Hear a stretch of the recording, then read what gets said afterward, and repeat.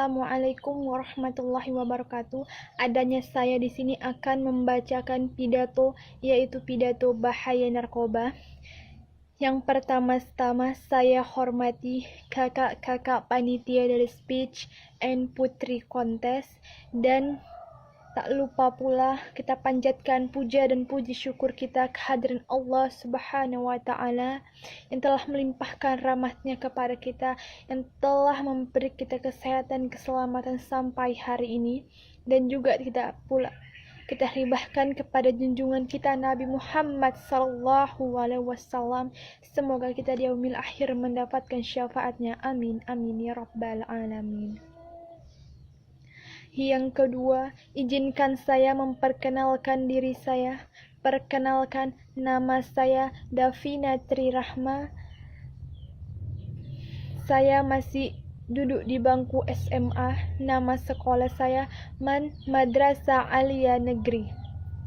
Hadirin yang saya hormati, bahaya narkoba adalah suatu kejahatan yang utama. Kenapa dibilang suatu kejahatan? Karena dengan kita mengonsumsi narkoba, jaringan-jaringan dalam otak kita, dalam tubuh kita akan terputus satu persatu. Itu yang akan menyebabkan kejahatan-kejahatan lainnya seperti pembunuhan. Karena kita telah meminum narkoba atau mencicipi narkoba, itu semua telah merasuk ke dalam jaringan tubuh-tubuh kita yang sudah terputus. Dengan terputusnya itu, kita akan susah untuk berpikir secara baik, secara logis. Jadi, untuk para putra-putri, jangan sekali-sekali mencicipi atau mencoba yang namanya narkoba.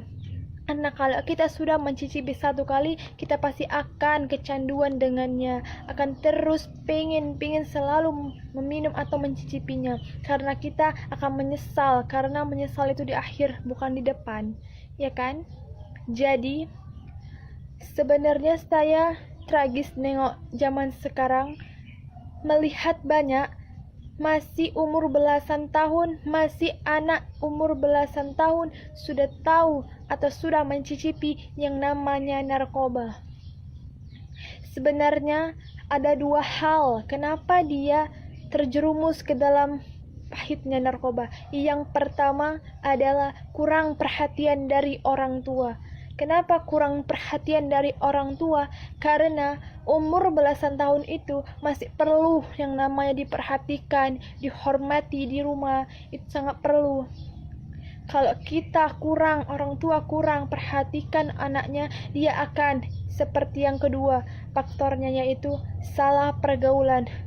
Dengan kita orang tua tidak memperhatikan anaknya, dia akan menyebabkan pergaulan yang bebas, akan tidak tahu mana yang baik dan buruk. Sebenarnya umur segitu tahu mana yang baik dan mana yang buruk, dan dia bisa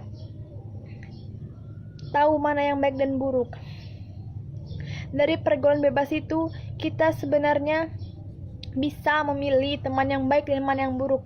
Tetapi karena kita kurang perhatian dari orang tua, jadi kita sudahlah biarkan mana kawan yang baik dan mana yang buruk, dan saya pun bisa mendapatkan perhatian. Pasti dia akan berpikir kayak gitu, karena dia tidak mendapatkan perhatian dari orang tua. Pasti dia akan mencari perhatian itu dari orang-orang terdekatnya. Misalnya teman, kalau teman mengajak dia, memperhatikan dia lebih dari orang tuanya, pasti dia akan senang hatinya. Bahkan diajak kemari, diajak begini, pasti dia mau, karena dia sudah merasa dihormati sebagai teman. Sedangkan sama orang tuanya, dia tidak sama sekali dihormati, tidak sama sekali diperhatikan. Coba kalau teman yang buruk, pasti dia akan menjerumuskan kawannya kemana saja.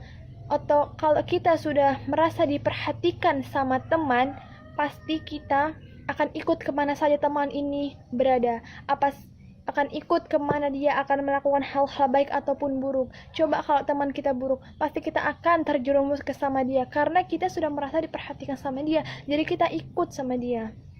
Baiklah teman-teman, hadirin yang saya hormati, Saya hanya ingin mengingatkan bahwa putra-putri bangsa harus menggapai cita-citanya. Jangan gara-gara kalian mencicipi narkoba atau narkotika, hilang semua cita-cita kalian, hilang semua apa yang kamu harapkan dari SD, yang sudah kamu rancang, sudah kamu bikin sesuai mungkin, sebagus mungkin, hancur gara-gara tidak diperhatikan.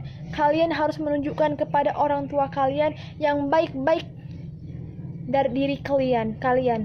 Jangan, kalau kalian tidak diperhatikan sama orang tua, kalian malah menunjukkan kejahatan atau keburukan. Itu semakin tidak diperhatikan kalian. Kalau kalian menunjukkan hal-hal yang baik, pasti akan diperhatikan. Kalau kalian bisa membanggakan mereka, pasti akan kalian diperhatikan, disanjung-sanjung.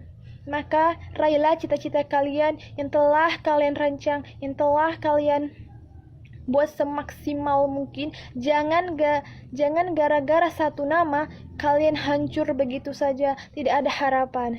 Dan untuk orang tua, and for parents, don't just think about work, because your children need attention, because for that attention they will feel respect and all value as children, and he can achieve his goals. And this is for you parent too, karena kalau anak kalian sudah meraih cita-citanya, siapa lagi yang bangga? Pasti kalian orang tua. Jadi jangan sia-siakan anak kalian selagi ada. Dan tidak semua orang tua itu benar. Ada juga orang tua yang ini, yang itu. Jadi anak kalian sayangilah, perhatikanlah. Dan hadirin yang saya hormati, hanya ini yang saya dapat berikan. Hanya ini pidato yang saya ucapkan. Mungkin kurang lebih saya mohon maaf. Saya akhiri, mohon maaf, dan kepada Allah saya mohon ampun. Dan saya akhiri, wabillahi taufiq wal hidayah. Wassalamualaikum warahmatullahi wabarakatuh.